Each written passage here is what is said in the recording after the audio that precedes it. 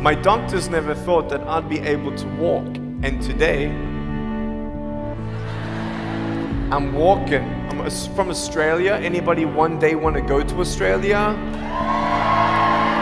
It's such a cool place. And I now live in LA. I'm a Southern California boy. So I only live about 4 hours from here. And today I'm going to tell you, man, I love freaking people out. My parents always said, Nick, you don't know what you can achieve until you try it.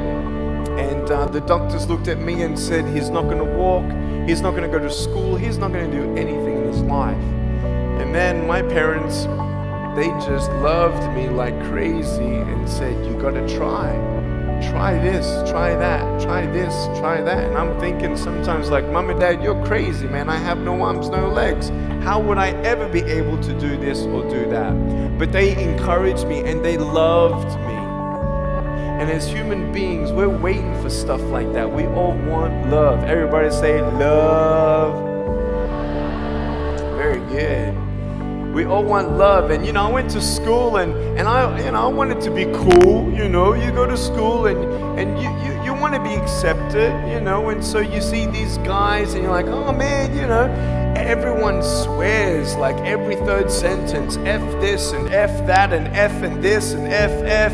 Like what? Like they think they're cool, and so I'm thinking, man, maybe I need to be like them to be cool.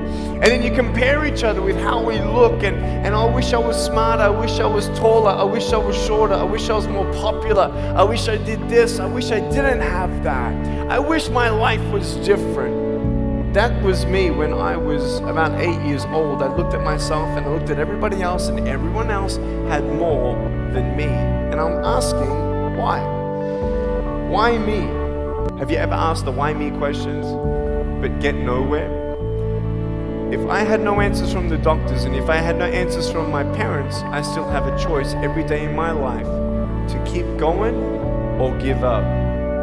You see this book up here? This is my favorite book in the whole wide world. This is my favorite book, the Bible. And here I am.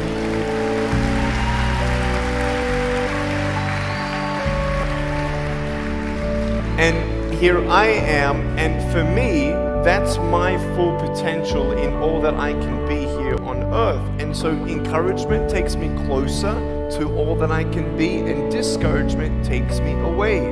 You see, it only takes 3 seconds for someone to tease me when I was at school and just say, you're ugly.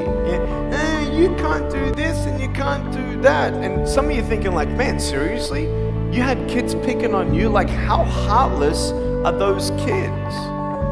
Picking on me with no limbs? Like, you would probably say, well, I'm not that bad.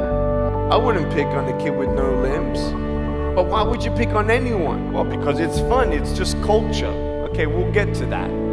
But for me facing all that stuff, I'm getting these seeds. Everybody say seeds. S-E-E-D-S, seeds. Have you seen the pictures of the sequoia reds up here in California? These huge trees. Like some of the trunks could be as nearly big as this room. I've seen those photos where they've actually dug out a tunnel in a trunk of a tree.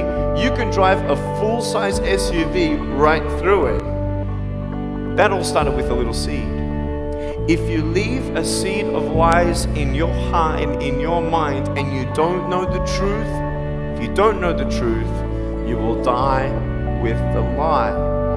I started dying because I started believing what I was told. I want you to know the 3 things that I needed to come to in my life is the truth of my value, the truth of my purpose, and the truth of my destiny. I want you to know something. In our mind, we put ourselves down all the time. I want to ask you today, do you think I'm cool enough to be your friend? But I don't swear, I don't use the F-bomb. Am I still cool enough to be your friend? But I don't tease people. Am I still cool enough to be your friend? But I have no arms, no legs. Seriously.